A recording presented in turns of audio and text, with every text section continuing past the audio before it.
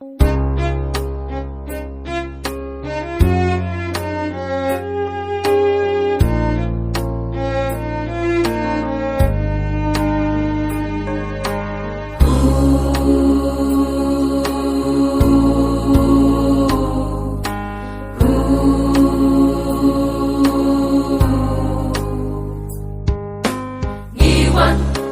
ai ngu ya ka gerteng jong mi gerteng ba krau tam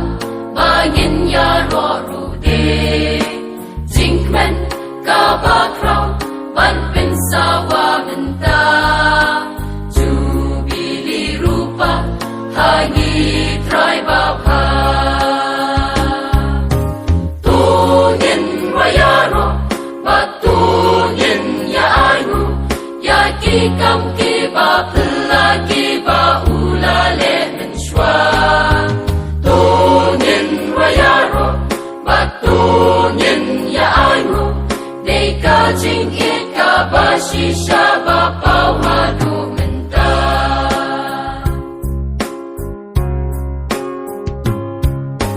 jing shan ka gospel ha ni la wan men ta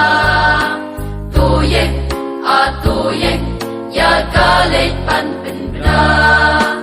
raru ya jing shai sha keleng ka pertheng ba en pen sawa ya jing itu play tu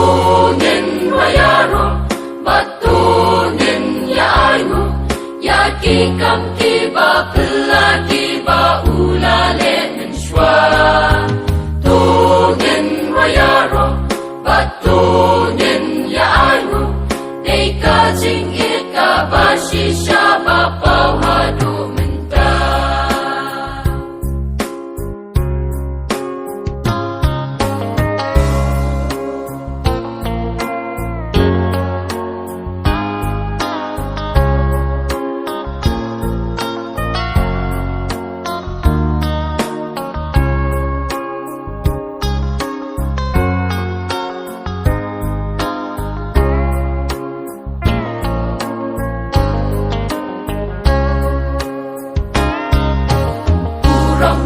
ya utrai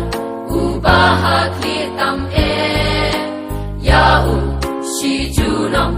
puram to ai kan ne ya ro